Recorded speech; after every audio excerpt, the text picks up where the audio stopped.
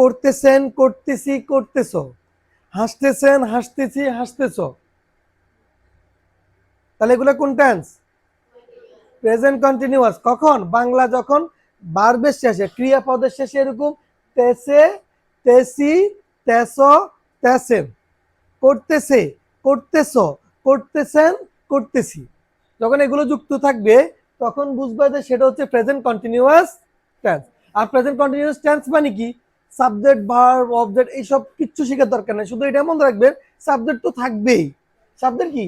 I. I এর ইংরেজি তুমি লিখবে আমি, আমি আমার ইংরেজি তুমি লিখবে না আই। আমি ইংরেজি কি? আই, সেটা তো লিখবা। অবজেক্ট বইটি, বইটি ইংরেজি কি? দা বুক, সেটাও তো লিখবা। তাহলে তুমি পরিবর্তনটা কোথায় হবে? ভার্বের যে অংশটুকু সেখানে। তাহলে পড়তেছি মানে কি? Is reading, am reading, are reading. কথা কি বুঝতে পারছেন? তার মানে আমার ভার্বের সাথে আইএনজি যুক্ত হবে, প্লাস ভার্বের আগে অ্যাম ইজ আর বসবে। অ্যাম ইজ আর বসবে কখন? যখন তেসে, তেসি, তেসেন, তেসো, মানে কি? করতেছি, করতেছো, করতেছেন, করতেছি বা করতেছো, যখন এরকম থাকবে তখন সেটা কি? Present continuous tense. এটা মনে থাকবে। এটাকে আরো কয়েকটা আমরা বাক্য দিয়ে প্র্যাকটিস করি। যেমন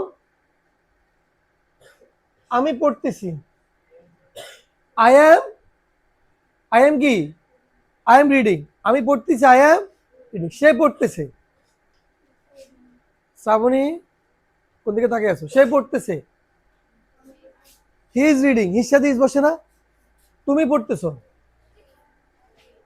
আমি হাসতেছি,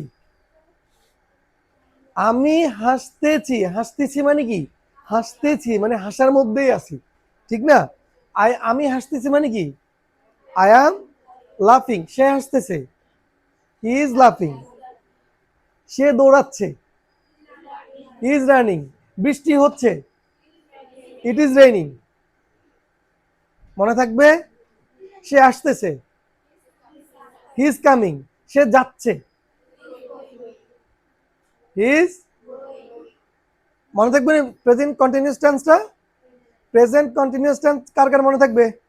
সবার মনে থাকবে তো? ঠিক আছে, কিভাবে বলবেন? কি হবে? ভার্বের আগে অ্যামিজার হবে, ভার্বের সাথে আইএনজি যুক্ত হবে। কেমন? তাহলে এটা কখন হবে? যখন কোনো বাক্য মানে ক্রিয়াপদের শেষে তেসে, তেসি, তেসো, তেসেন, মানে তোমরা এইভাবে শুনতে হতো বিরক্ত লাগবে। করতেছো, করতেছি, করতেছেন, বা যাচ্ছে, ছয় ছয় সংযুক্ত আকার এই কার যুক্ত হবে, ছয় ছয় সংযুক্ত একার